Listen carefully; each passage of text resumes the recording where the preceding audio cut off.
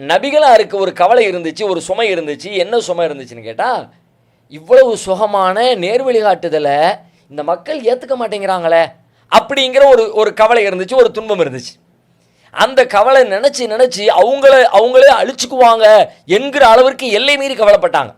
ஒரு பெரும் துன்பத்திற்குள் மன துன்பம்னா உடல் ரீதியான துன்பம் தான் இருக்குன்னு கட்டாயம் இல்லைல்ல, மன துன்பத்தையும் இது குறிக்கும். தஷ்கா அப்படிங்கிற சொல்லுக்குள்ள உடல் துன்பம் மட்டுமல்ல, உடல் பாரம் மட்டுமல்ல, மனபாரத்தையும் அது குறிக்கும். இப்போ நபிகளாருக்கு மனபாரம் அதிகமாகிக்கிட்டே இருக்குது. இவ்வளவு அழகான செய்தியை இந்த மக்கள் ஏற்றுக்க மாட்டேங்கிறாங்களே, நேர்வழிக்கு வர மாட்டேங்கிறாங்களே, அல்லாஹ்வை நம்ப மாட்டேங்கிறாங்களே அப்படின்னு நினச்சி நாளுக்கு நாள் கவலை அதிகரித்து ஒரு கட்டத்தில் அல்லாஹ்வே அவங்களுக்கு அட்வைஸ் பண்ணுற அளவுக்கு அதனுடைய எல்லை மீறிடுச்சு. அல்லாஹ் சொன்னான், ஃபலா அல்லக பாஹிஉன் நஃப்ஸக அலா ஆசாரிஹிம் இல்லம் யூமினு பிஹாதல் ஹதீஸி அஸஃபா. சூரா கஹ்ஃபில் ஆரம்பத்திலே அல்லாஹ் சொல்லுவான், இந்த விஷயத்தை நீங்கள் அவங்க ஏற்றுக்க மாட்டேங்கிறாங்களே, நம்ப மாட்டேங்கிறாங்களே நினச்சி உங்களை நீங்களே அழிச்சுக்குவீங்க போல இருக்குதே. அப்போ அந்த அளவுக்கு நபிகளார் அவங்க மேலே அவங்க இஸ்லாத்தை ஏற்காததனால் சிரமப்பட்டாங்க. அதனால் ஒரு சிரமம் இவங்களுக்கு வருதில்ல.